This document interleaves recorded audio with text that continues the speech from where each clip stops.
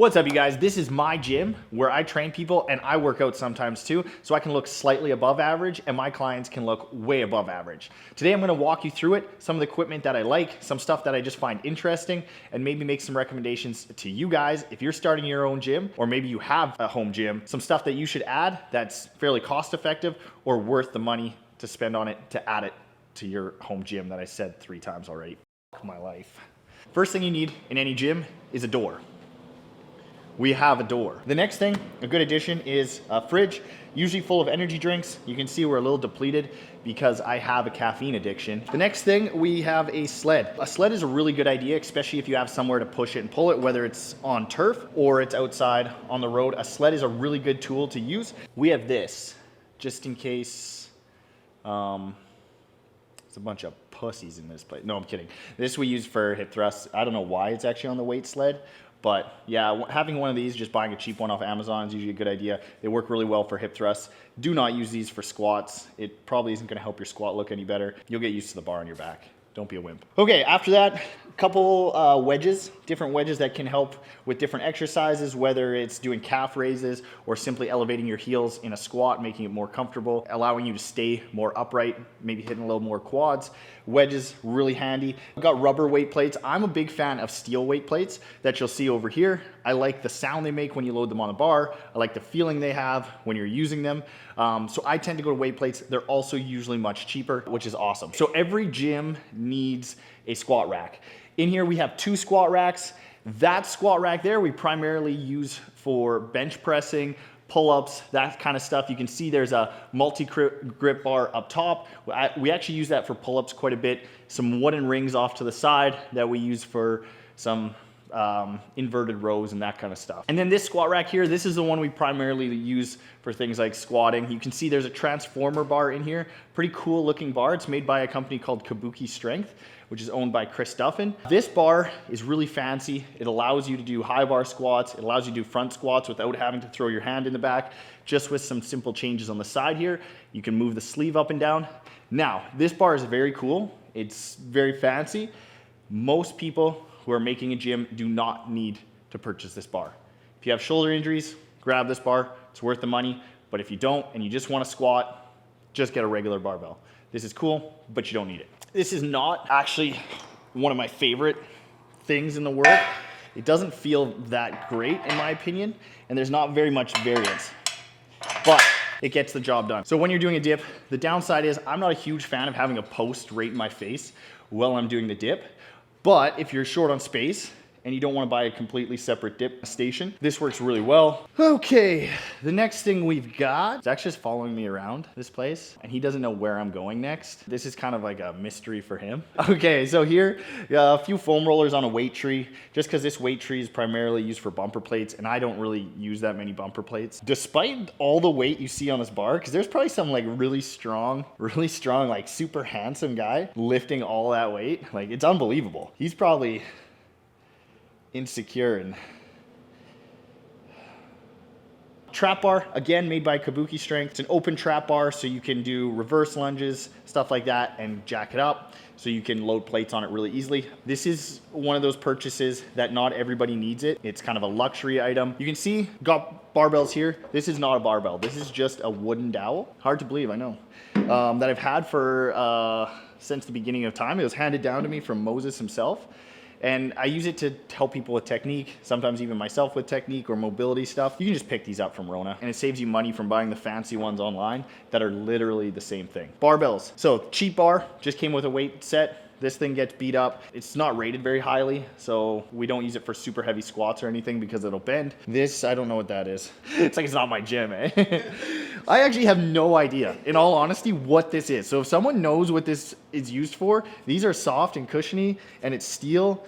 It's definitely been used for something, but I have no idea. This bar is a power bar from Bells of Steel. It's good. It's a good budget-friendly bar. The one in this squat rack that we were at earlier, that's an Ohio power bar. I would say anybody who's starting a gym in their garage, I would either go with the Ohio power bar or the Bells of Steel bar. The bar that I usually deadlift with is actually American barbell kind of multi-use bar. I think its purpose is actually for CrossFit and Olympic lifting, but I actually really like using it for deadlifting. The knurling isn't super aggressive, but it's still fairly grippy. Something that's really handy is having a deadlift jack. So with a deadlift jack, what you can do with one hand, because I refuse to put this energy drink down,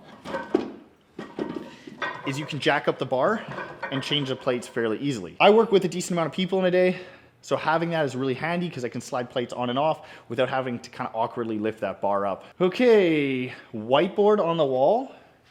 That's basically, I write a lot of poetry. So on that whiteboard, I daily write a poem, and then I rehearse it to my clients because they're kind of stuck in here with me. They paid for the session. So now they also are paying for poetry. I bought these and I forget the company. If you want to zoom in on that logo, I don't know what company this is and I forget where I bought them. So these things, what they do is they're kind of bendy. So if you're using chalk on a bar, basically what you can do is you can bend them around the bar and clean it. So if you guys want to purchase these, I actually purchased 2, figuring that I'd go through them fairly quickly. I think they were pretty inexpensive and they do work very, very well. And then you need a chalk bowl. A bucket works really good. I love when people use chalk. I love when it gets on the ground around the deadlift platform because it looks like there's work being done. So I don't think I'll ever own a gym that doesn't have chalk because 1, it's super convenient for deadlifts, for pull-ups, anything that your grip is involved. And 2, I think it adds to the aesthetic of the gym. Having a little bit of that chalk around deadlift platform makes you want to work hard, makes it look like you're working hard and feels good. So, okay, this is a lat pull down. So there's not a ton of cable machines in the gym.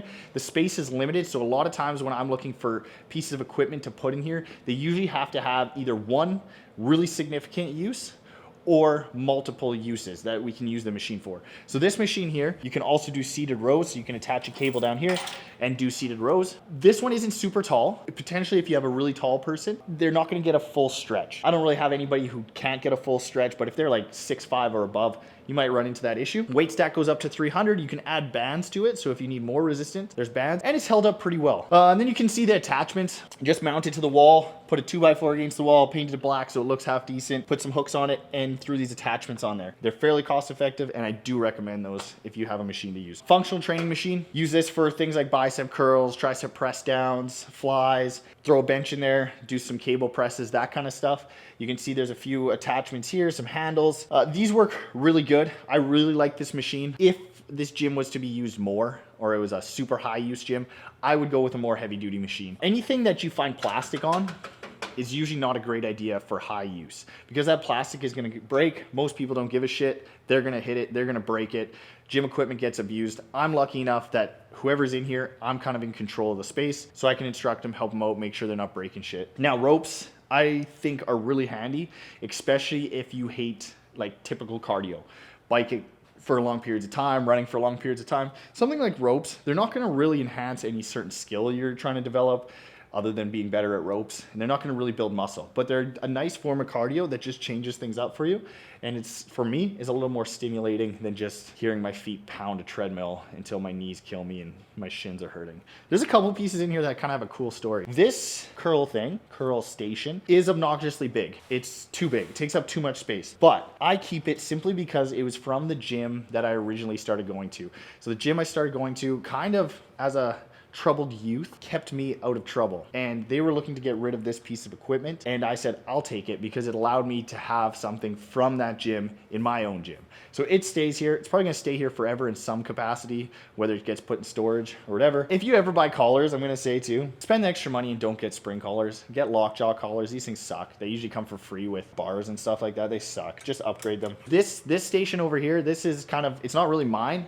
This is where Zach works out. So you can see he kind of stacks his weights over here, and this is his workout. I don't know where he left his other dumbbell, but you can see kettlebell, few mismatched dumbbells. I think sometimes he brings them home and uses them at his house. But yeah, this is kind of Zach's workout station. So, and then we got mirrors, because you got to check out how big your biceps are with rubber hex dumbbells. These work really good. I like them. They're easy. If I have multiple people training, then they can grab different ones. Works really well. The mirrors are from actually a hair salon. I don't think mirrors belong in front of squat racks or deadlift platforms, and the reason for that is because they only show you one plane of movement. If you're standing in front of a mirror and you're trying to adjust your squat, you're only adjusting it from what you see in this direction. You can't see this direction and you can't see from behind you. So oftentimes people will correct in this direction and everything else will look like shit. But if you learn how to squat properly, you take your time, you learn the technique, it's usually better without a mirror because you know what a good squat is supposed to feel like. You can always video your squat and look back at it through a camera, and that's helpful as well. We'll get into some benches here.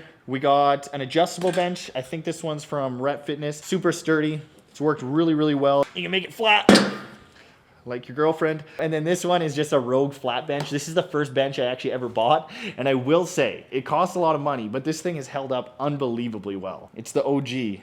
These 35-pound plates, do not buy them. You won't need them. Buy 25s, buy 45s, buy 10s, buy 5s, maybe a couple 2.5s, but you do not need 35-pound plates. In my opinion, they're a waste of money. I never use 35-pound plates. If you have 35s, your parents probably still love you. Like, it's not a big deal. Your wife probably left you because you have them, but your parents still love you. This is a hack squat. This thing is old as shit. I actually bought this. They were selling it for free and someone else had already claimed it. But I told the person who was selling it for free, which I guess isn't selling it, that I would give them money. So then they were selling it. It works really, really well. It feels really good.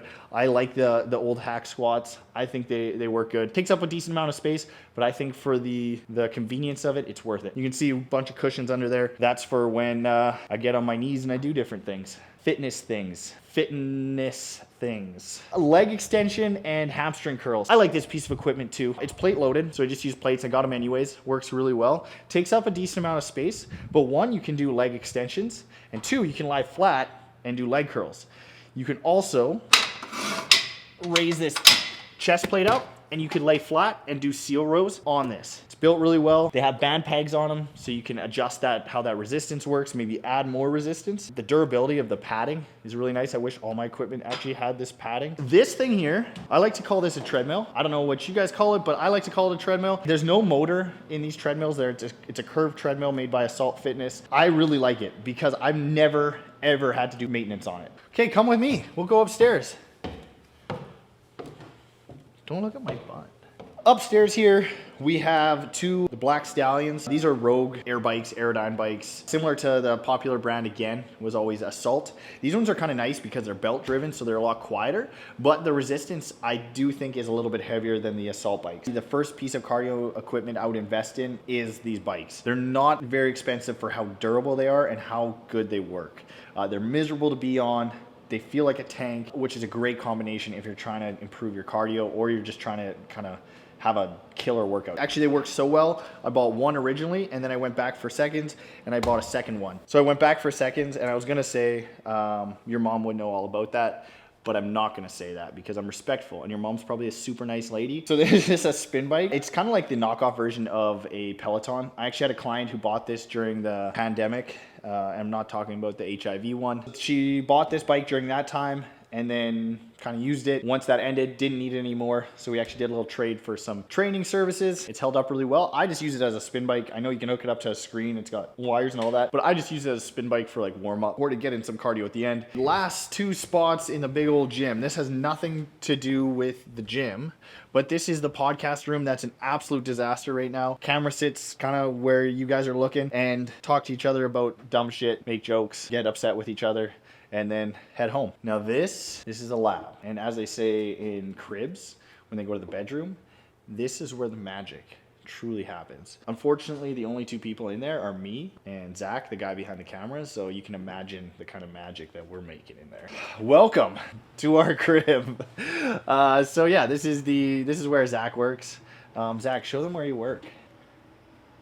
That's Zach, and that right there is where Zach works. Me and Zach work side by side, and he's usually making videos, cutting up reels, editing stuff, which is really super handy. I feel super blessed to have him right next to me, because when he's working on stuff like this YouTube video that you guys are gonna see, he basically leans over to me and says, hey Pelle, what do you think of this?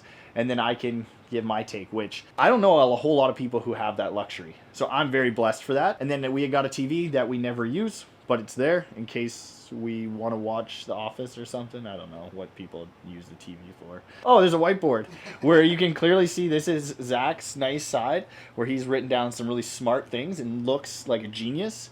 And this is the autistic side where you can see. So that was the tour of the gym. The gym isn't super organized, super clean, but you guys get a gist of it. But I appreciate you guys watching the video. If you guys have any suggestions of equipment that you guys really like, or you guys have questions about equipment, shoot a comment below. And other than that, enjoy your day. Thanks, like, subscribe, and tell your mom I apologize for all the things I said about her.